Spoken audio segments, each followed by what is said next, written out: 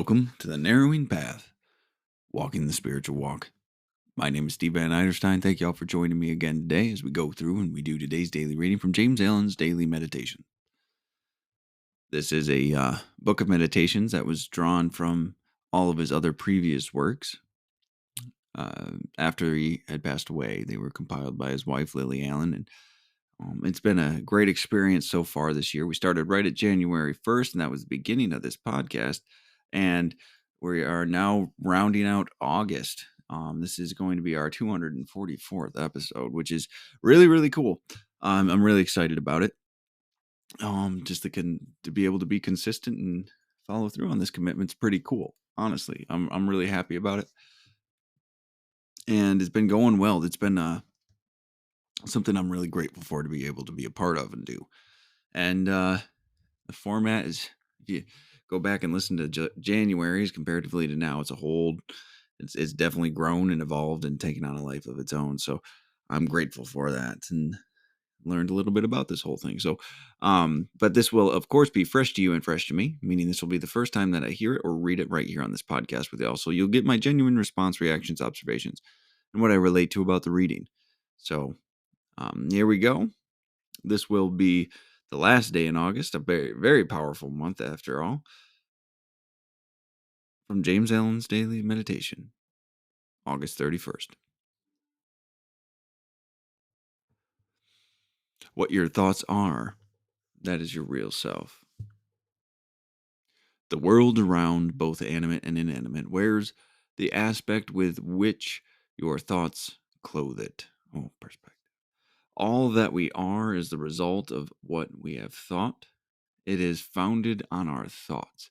It is made up of our thoughts. Thus said Buddha. And it therefore follows that, whether a person be fearful or fearless, foolish or wise, troubled or serene, within that soul lies the cause of its own state or states. And never without.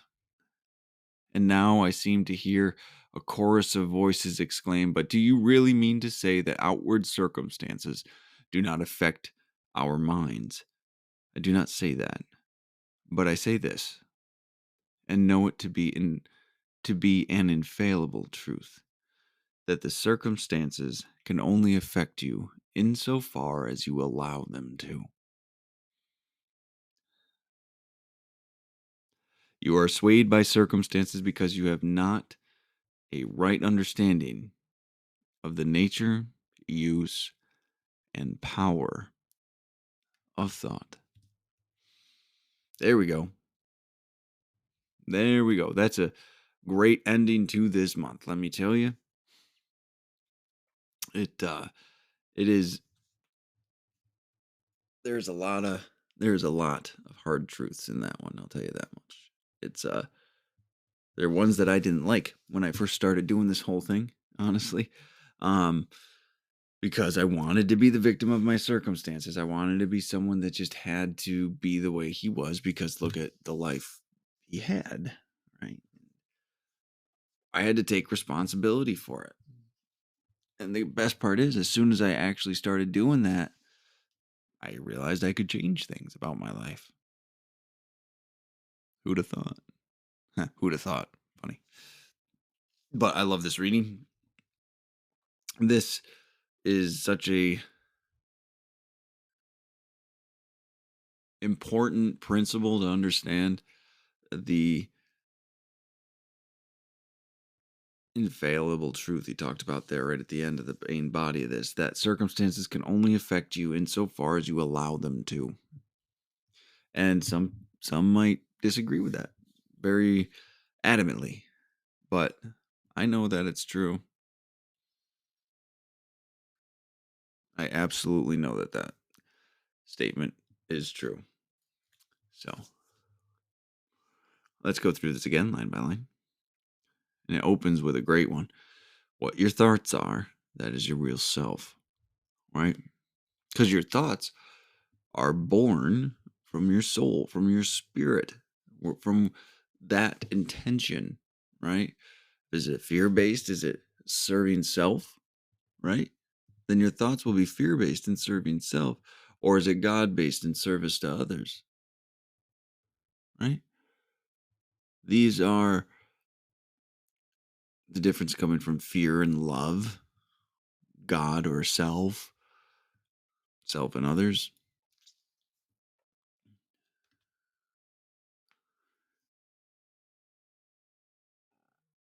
How you think or what you think about really shows who you are, and those will eventually manifest in your external circumstances, whether we like it or not. So, what your thoughts are, that is your real self. And the thing is, everyone can lie about what their real thoughts are. Like, they can verbally try to cover them up, they can deny them, they can avoid them, but eventually they come to the surface. They just do. That's how this goes. So, let's get into the main body of it here. The world around, both animate and inanimate, living and non living, where's the aspect with which your thoughts clothe it. So that every situation, every material thing, thought, everything, where's the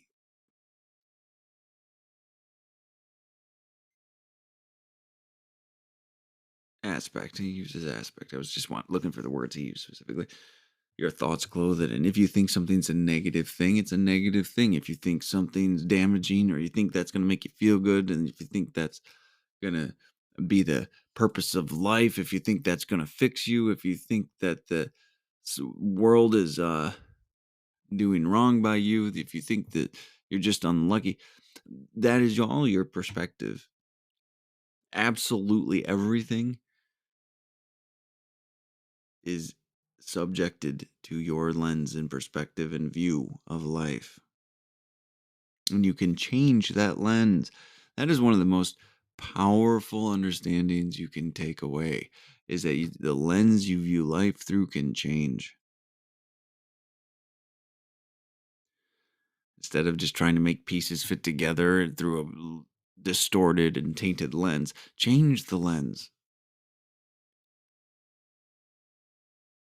Look at things differently. Look at things from other perspectives, other points of view. Get yourself out of the way. The world around, both animate and inanimate, whereas the aspect in which your thoughts clothe it. A thing is just a thing until we have an opinion on it. Then suddenly it's good, or suddenly it's bad, suddenly it's perfect, suddenly it's imperfect. When it's just what it is. All that we are is the result of what we have thought. It is founded on our thoughts and it is made up of our thoughts. That's the quote from Buddha. All that we are is the result of what we have thought. You are right where you are because of the thought patterns that you've had. Now, people are going to say that sounds harsh. People are going to say this and that. But I can guarantee you, if you look hard enough, if you're honest enough, you can see where you were involved with it. As painful as it might be, as unfair as you might think it is, you will see it if you genuinely want to. Because when you can see it, you can own it. When you own it, you can change it. But the honest recognition of your part in things is incredibly important for you to take back the ability to change that part of your life. At least that's been my personal experience. Thus said Buddha.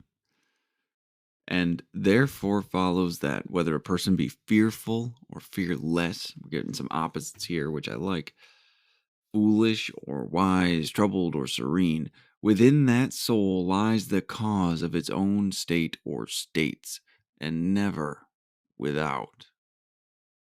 And now I seem to hear a chorus of voices. Sorry, I'll wait till I do that one.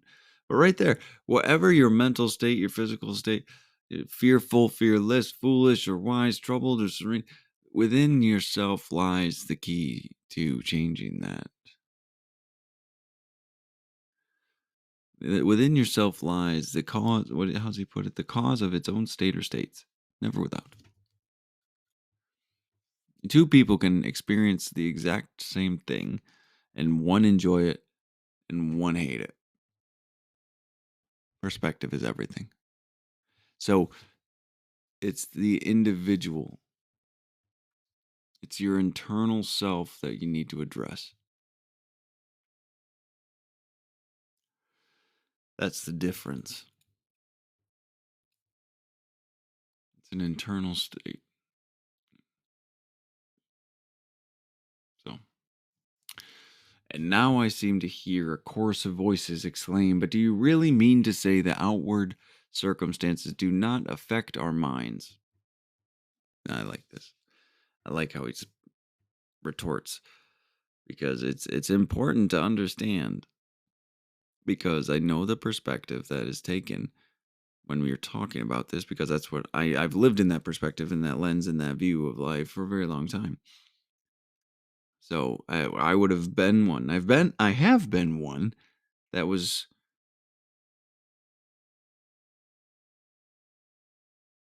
amongst that. What is he? It's called a chorus of voices. I'm not ashamed to admit it. That's how it got me where I was. So I do not say that, James Allen says, but I say this, and I know it to be an infallible truth. From his experience, he knows this is true. So this is powerful. This is a lived experience statement that circumstances can only affect you insofar as you allow them to. Here we go. What I was talking about earlier. You allow things to influence you. Whether you want to own that or not, it's up to you. It took time for me. It took years for me to really own the fact that I'm allowing these things to affect me. And I didn't have to anymore, was the thing. I could change that allowance. I could change that understanding. I could change that um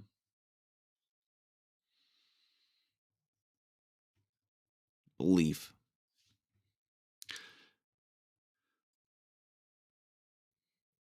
So he's saying outward circumstances can impact your mental state, your spiritual state, the way you think, if you want it to, if you allow it to.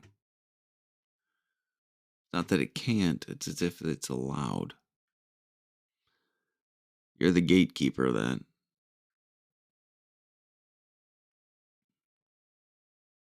That's huge. Now to finish it with the last line. You are swayed by circumstances because, now we have an explanation, because you have not a right understanding of the nature, use, and power of thought. Here it is. The solution to these wrong, I won't say wrong, damaging perspectives, the solution to these long held on to lenses is becoming willing to learn about the nature, use, and power of thought.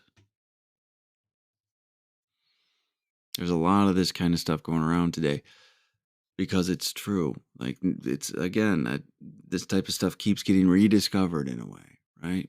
But some of the things they're talking about today is exactly what we're talking about in this meditation from 120 years ago, right? So it is a spiritual truth that is carried through over centuries. Since the beginning of time, this has been a true understanding. Pretty amazing to think about, honestly. So, all right, well, that brings us to the end of the reading for today. Absolutely loved it. August ended on a powerhouse of a reading. Just fantastic. Loved it in every rule and concept we talked about here. And